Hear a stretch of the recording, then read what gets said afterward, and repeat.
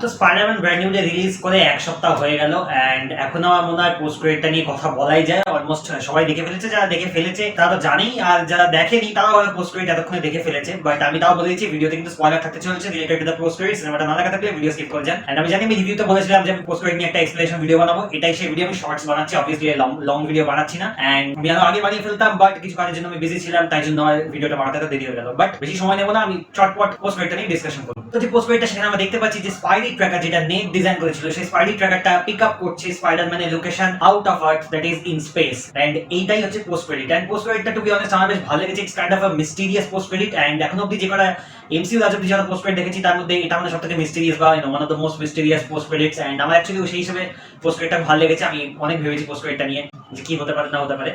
And কিছু theories আছে যেগুলো ইন্টারনেটে ঘোরাফেরা করছে, এন্ড সেগুলোর সাথে আমি কিছু না কিছু এগ্রি করি। তো প্রথম যে থিওরিটা, that is the obvious theory, is that যে স্পাইডারম্যানটাকে আমরা দেখতে পাচ্ছি স্পেসে সেটা হচ্ছে টম হল্যান্ডের স্পাইডারম্যান। এই থিওরিটা আমার মনে হয় না অতটা লাইকলি, বিকজ টম হল্যান্ডের স্পাইডারম্যান স্পেসে যাবে কেন এন্ড ওয়াই আমরা সেটা জানি না। এন্ড পরবর্তী সিনেমাটা অবভিয়াসলি ডুমসডে, সেই ডুমসডে আমরা জানি টম হল্যান্ড কিন্তু নেই। তো আমার মনে হয় না যে ওটা টম হল্যান্ডের স্পাইডি স্পেসে গেছে। লাস্ট আমরা স্পেসে দেখেছিলাম ফ্যান্টাস্টিক ফোরের শিপ, যে থান্ডারবোল্টসের পোস্ট ক্রেডিটে দেখেছিলাম। তো মনে হতে পারে যে মেবি ওরা স্পাইডি তাদেরকে রিসিভ করতে গেছে, বাট যতদূর আমরা জানি যে স্পাইডারম্যান টম হল্যান্ডের স্পাইডারম্যান কিন্তু ডুমসডেতে নেই। তো সে স্পেসে রিসিভ করতে গেছে, দ্যাট ইজ ভেরি আনলাইকলি, যেখানে অ্যাভেঞ্জার্স নিউ অ্যাভেঞ্জার্স সবাই আছে। তো সে কেন স্পেসে রিসিভ করতে যাবে? তো সেই থিওরিটা আমার মনে হয় না পসিবল।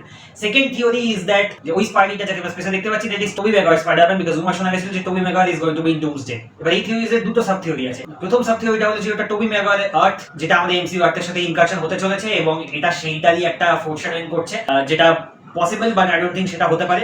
দ্বিতীয় পসিবিলিটি যে এটা টোবি ম্যাগুয়ার হিমসেলফ সে আসছে, মেবি হয়তো সে ফ্যান্টাসি করে শিপে আছে বা অন্য কিছু হবে, সে অ্যাকচুয়ালি হিমসেলফ আসছে, ইটস নট অ্যান ইনকারশন, যেটা কিন্তু আমার মনে হয় হলেও হতে পারে, which is I think the most likely version because he is going to be in Doomsday. আর থার্ড যে থিওরিটা, অ্যাকর্ডিং টু দ্যাট থিওরি, ওইটা হচ্ছে Miles Morales. Recently Andrew Garfield একটা ইন্টারভিউতে তাকে জিজ্ঞেস করা হয়েছিল, সে বলছে সে তো অবভিয়াসলি নয়, এটা তো ফর শিওর, সে তো নেই ডুমসডেতে, বাট সে বলছে যে ওটা মাইলস হলেও হতে পারে।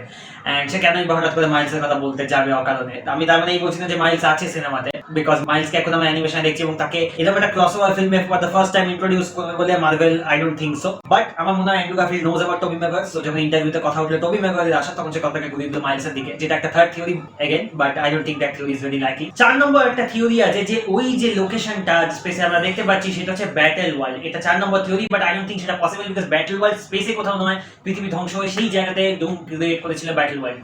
সো মাল্টিভার্সের জায়গাতে ব্যাটল ওয়ার্ল্ড আছে, সেটা স্পেসে কোনো একটা অন্য লোকেশন নয়। তো ওই যে লোকেশনটা যেটা আমরা দেখতে পাচ্ছি সেটা যে battle world, that theory is very unlikely. এইগুলো হলো কিছু থিওরি। আপনার যদি কোনো থিওরি থাকে ডেফিনেটলি কমেন্ট করে যান। ভিডিও ভালো লাগলে লাইক, শেয়ার, এন্ড চ্যানেলটাকে চেক আউট করে দেখতে পারেন। ভালো লাগলে সাবস্ক্রাইব করে দেন।